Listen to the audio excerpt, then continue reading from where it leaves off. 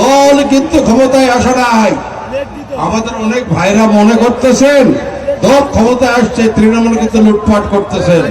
খুব সাবধান, তারেক রহমানের সোজা কথা, লুটপাট করলে তাকে দল থেকে সরাসরি বহিষ্কার করা হবে এবং এ কোনো সুযোগ পাবে না।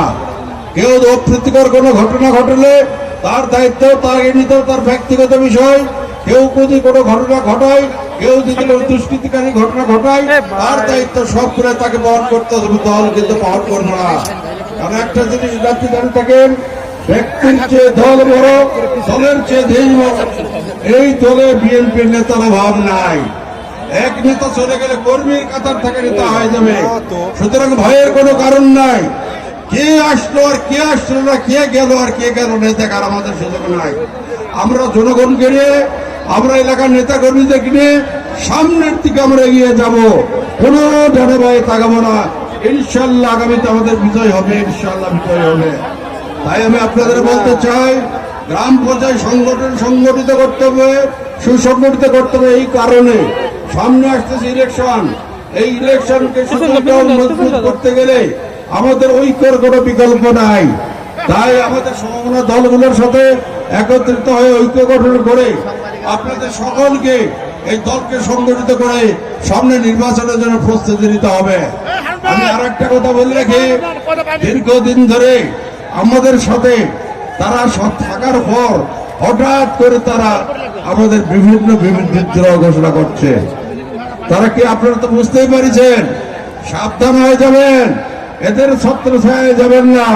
এরা হলো ধর্মের ব্যবসায়ী, এরা হলো ধর্মের ব্যবসায়ী। ধর্মতে আমরা ব্যবসা করি না, আমরা মানুষ নিয়ে রাজনীতি করি। আর মানুষের মাঝে ধর্ম আছে। কে বলে তার মানে ধর্ম মানুষের মাঝে নাই, মানুষের মাঝেই সুরাসুর। তাই আমি বলতে চাই যে যেভাবে হোক আমাদেরকে আগামী নির্বাচনে জয়লাভ করতে হবে। দেশনেত্রী বেগম খালেদা জিয়াকে মসনদে বসাতে হবে, তারেক রহমানকে মসনদে বসাতে হবে।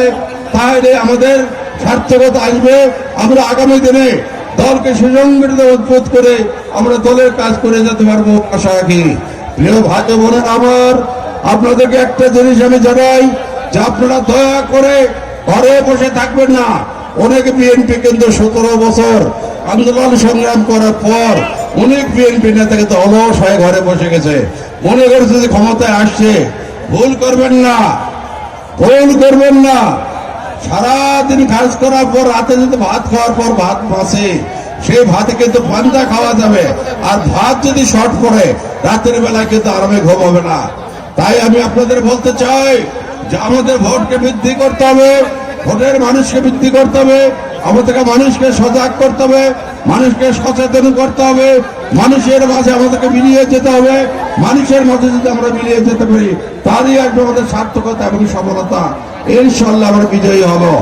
পরিশেষে আপনাদের সকলের সহযোগিতায় আজকে এই পত্রিকা থানা এবং নজরপুর পৌর বিএনপি এই ইফতার মাহফিলে আপনারা যেভাবে যোগদান করে আমাদেরকে সাফল্য মণ্ডিত করেছেন, এর জন্য দলের পক্ষ থেকে পত্রিকা